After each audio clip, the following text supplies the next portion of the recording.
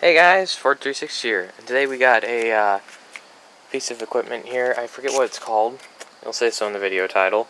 But my uncle gave this to me to work on and bring back to him. It has a bit of a mouse nest in here or something, so we are going to try to get it running. And then once we know that it runs and we don't need to dive into like the carburetor or our ignition system, then we will pop our cover off and dig out all that mouse nest. Or whatever it is. It might just be a little bit and there's just like grass clippings or something. But I highly doubt it because of this shield. I don't think grass would have gotten up here, but who knows. So let's undo all these bungee cords and get her out. Alright, so what I think I'm going to do first is pop this cover off and get access to whatever is living or once was living underneath here. It might not even be that bad, but I know our gas tank is connected to this, and I don't want to have to disconnect fuel lines with fuel in this. So we're just going to do that. I did top it off with oil. I did fill it over a little bit, but that's no big deal.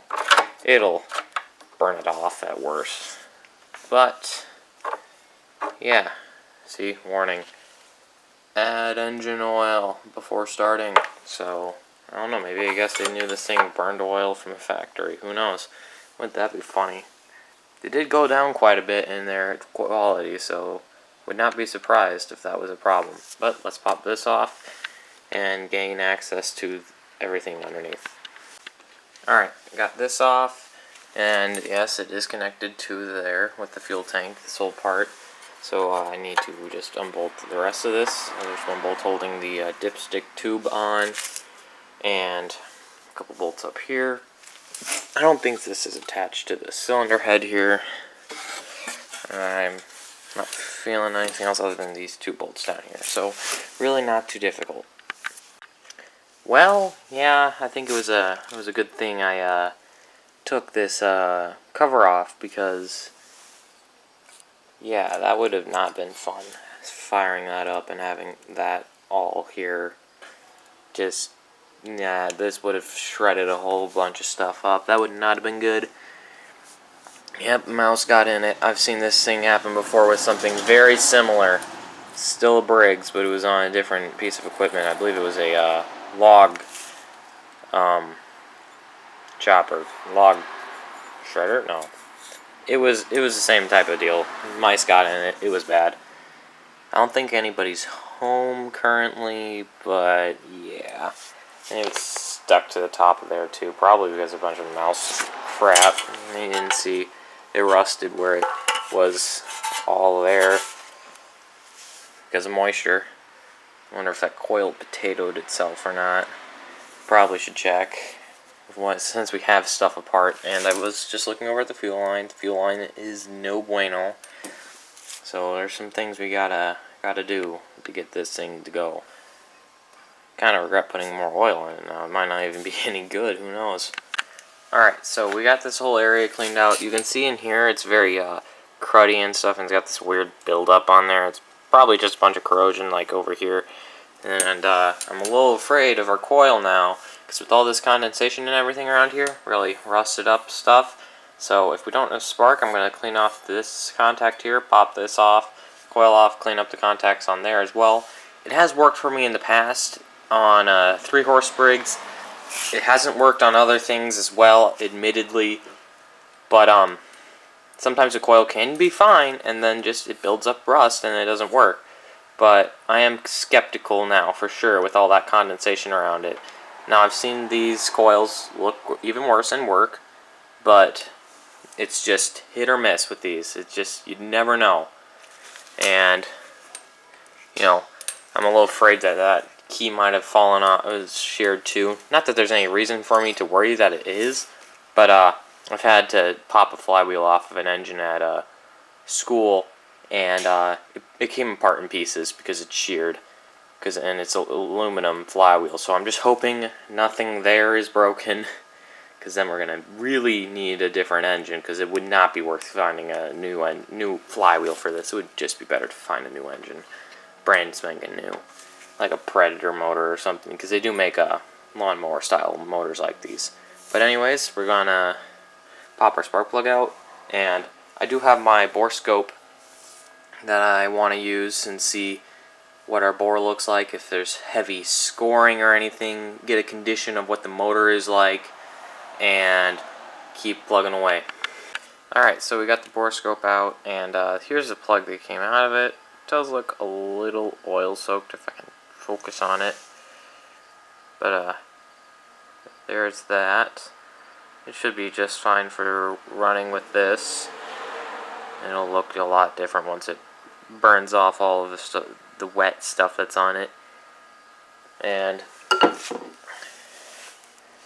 I can keep this sitting still.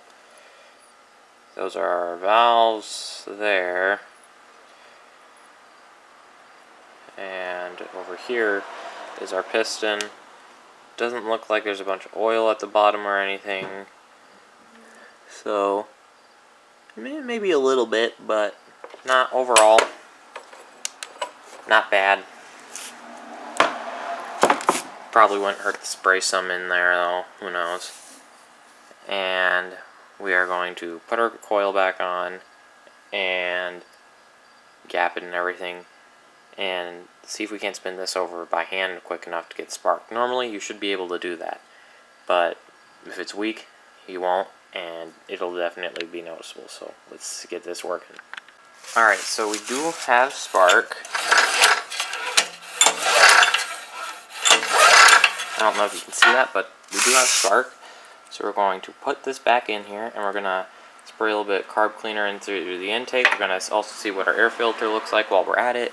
And we'll, if we hear nothing funny going on or anything, and the engine sounds good, and no rod knock or anything, then we can go out, buy a new fuel line for this, and put it all back together. And then our next task will be this right here. The engagement for the cutter is not working. The cable might probably just be a little bit seized up, so we're going to dribble some oil down there and oil up whatever's down there. Might be rusty, and get that working, and it'll be pretty good. So yeah, let's get to work. Alright, let's spray a little bit of carb cleaner in here and see what she wants to do. Perfect.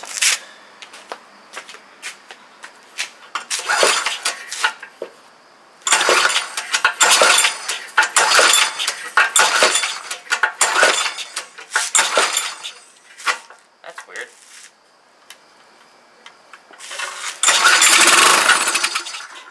There we go. Fired to life. Ooh, smoky though. Oof. It's actually really smoky. Let's try that again, see if we can't get it to clear up.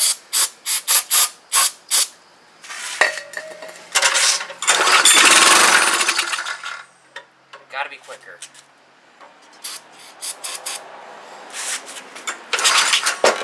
I don't like that.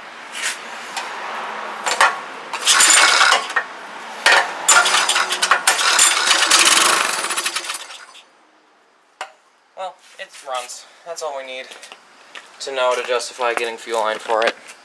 Alright, perfect. Now we need to go out, see if we don't have any fuel line like this first. Because yeah, that's toast. And put her back together. Alright, we are going to now see the new gas line on here and gas in it. We're going to see if we can't get this thing to fire up, or if it just does not. So, choke. Ooh, doesn't sound great. Well, it should work.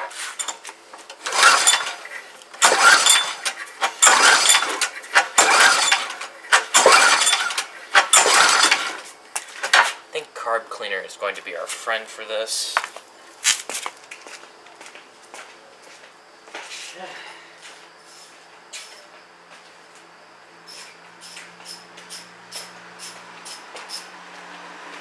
Who knows, maybe I didn't pour enough gasoline into it to fire it up. Let's see.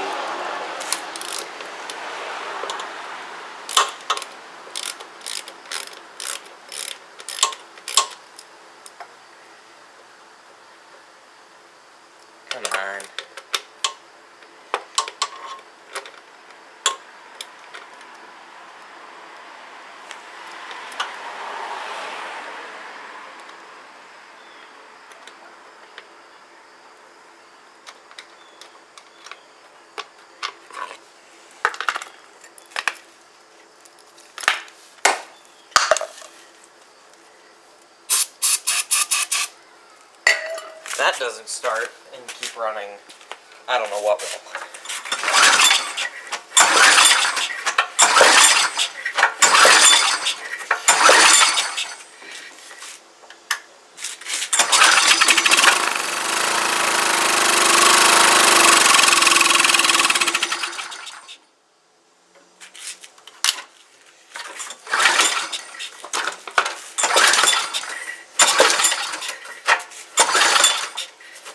I don't know if I have enough gas in the tank, but I think it ran for a pretty good amount of time, so let's try this again.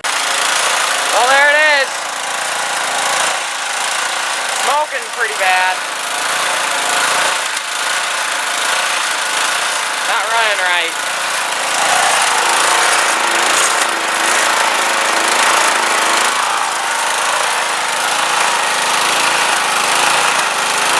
Smoking real bad. I wonder what that's all about.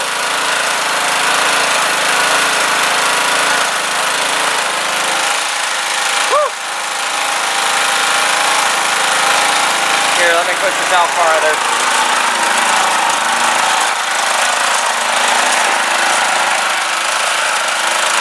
She is not happy.